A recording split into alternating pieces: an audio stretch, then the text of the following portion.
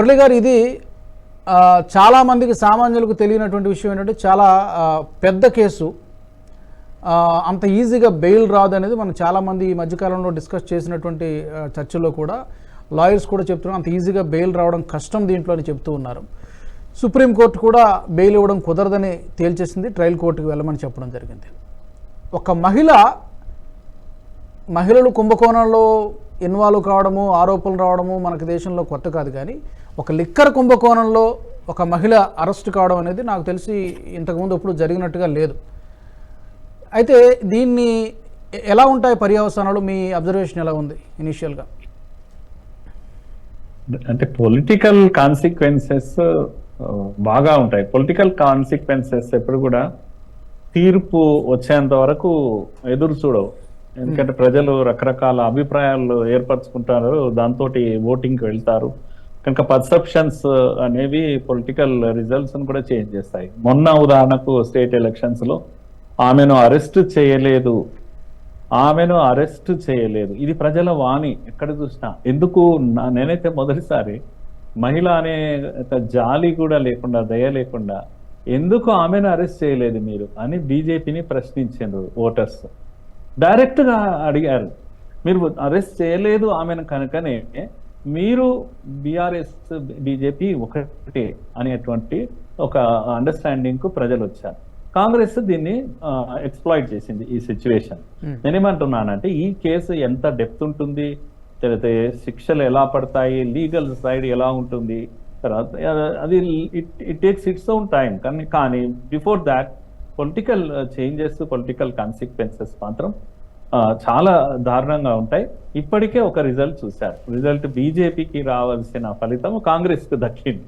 కానీ ప్రజల కోపం అయితే టిఆర్ఎస్ మీద చాలా కోపంగా ఉన్నారు. మీరు అన్న మాటల నుంచి నేను ఒక్కటి చెప్తాను రాజు గారు. నేను ఈ మధ్య ఊరికే ఒక బస్సులో ప్రయాణం చేస్తుంటే ప్రజలు మాట్లాడుతాం, ఏమనుకుంటున్నారు కాస్త నేను వినే అలవాటు ఉంది కనుక వాళ్ళు అంటున్నారు. కవిత విషయంలో వాళ్ళు అంటున్నది ఏంటి అంటే, అసలు ఆమె నేను ఆడపిల్లను కనుక వచ్చిన ఈడీ ఆఫీసర్స్ నన్ను ప్రత్యేకంగా ట్రీట్ చేయాలి అని ఆమె అడుగుతుంది. నా దగ్గరికే రావాలి, నన్ను ఇంటికి వచ్చి అడగాలి, కనుక నన్ను అరెస్ట్ చేయకూడదు. ఇవన్నీ కూడా ఆమె డైరెక్ట్ గా పేపర్లో చదువుతున్నారు, టీవీలో చూస్తున్నారు. కనుక ఆమె కొన్ని ప్రత్యేకమైన ఇవి కోరుకుంటుంది ఆడపిల్లను కనుక అని. అయితే ఒక పెద్ద మనిషి ఏమంటున్నా అంటే, అవునమ్మా నువ్వు ఆడపిల్లవు కనుక కొద్ది ఆడపిల్లలాగా నిన్ను ట్రీట్ చేయాలి వచ్చిన అధికారులు, ఎందుకంటే అప్పుడే నువ్వు నేరం చేసినట్టు కాదు కనుక నిన్ను విచారించేటప్పుడు కూడా మర్యాద ఇవ్వాలి నీకు. కానీ నువ్వు చేసిన పని ఏందమ్మా, ఆడపిల్లలు చేసే పనమ్మా ఇది అని అడుగుతున్నాడు ఒక మామూలు ఓటరు మహాశయుడు. నువ్వు ఆడపిల్లలు చేసే పని అమ్మా, మీకు మీ నాన్న ఇక్కడ మద్యము ఏరులై పారుతుంది కదా, ఇది సరిపోలేదా? ఈ నేరం చేయడానికి, ఈ కుంభకోణం చేయడానికి, మద్యం కుంభకోణం ఢిల్లీ వరకు తీసుకుపోయినావా తెలంగాణ పరువును? ఇలా మాట్లాడుతున్నారు. నేను కామన్ మ్యాన్ యొక్క వాయిస్ ని మీకు వినిపిస్తున్నాను.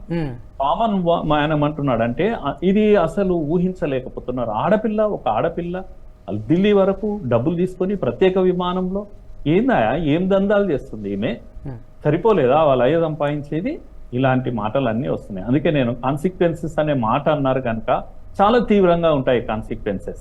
ఇప్పుడు కనుక ఈమె కనుక ఇప్పుడు అరెస్ట్ అయ్యి ఇంకా లోపలుండి అందరూ అనుకుంటున్నారు సిసోడియా లాంటి వాళ్ళు ఉప ముఖ్యమంత్రి ఎన్ని రోజులైంది, సంవత్సరం దాటిపోయింది, ఇలా వెళ్తున్నప్పుడు అందరూ అనుకుంటున్నారు తప్పకుండా ఈమె వంతు వస్తుంది, కేజ్రీవాల్ వంతు వస్తుంది అని ప్రజలందరూ అనుకుంటున్నారు. ఇది చాలా పెద్ద కుంభకోణమే, వీళ్ళందరి పాపం తలా పిడికెడు అనే విషయం అందరికీ అర్థమైపోయింది. ఒకటి మాత్రం క్లియర్, ఈడీ ఎక్కడ ఎంటర్ అవుతుంది అంటే, ఎక్కడ money transaction, illegal transaction, money flow ఉంటుందో అక్కడ ఈడీ ఎంటర్ అవుతుంది.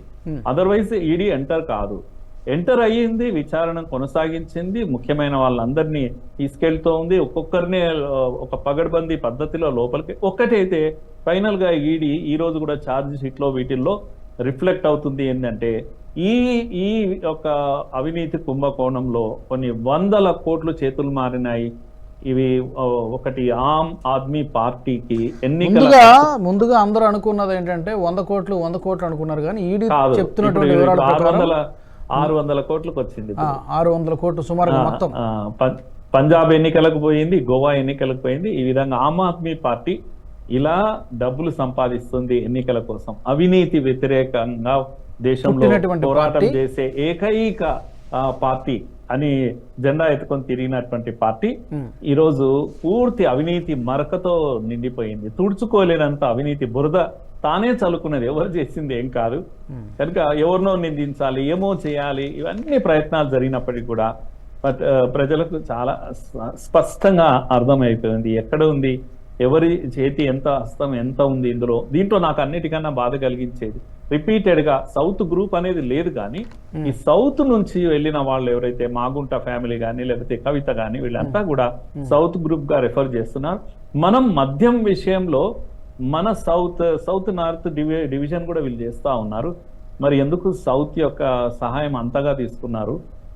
సౌత్ వెళ్ళి మధ్య పాలసీని ఎలా లాభాల పంట పండించవచ్చు అని వాళ్ళకు కోచింగ్ సెంటర్ పెట్టి చెప్తున్నట్టుగా కనిపిస్తోంది.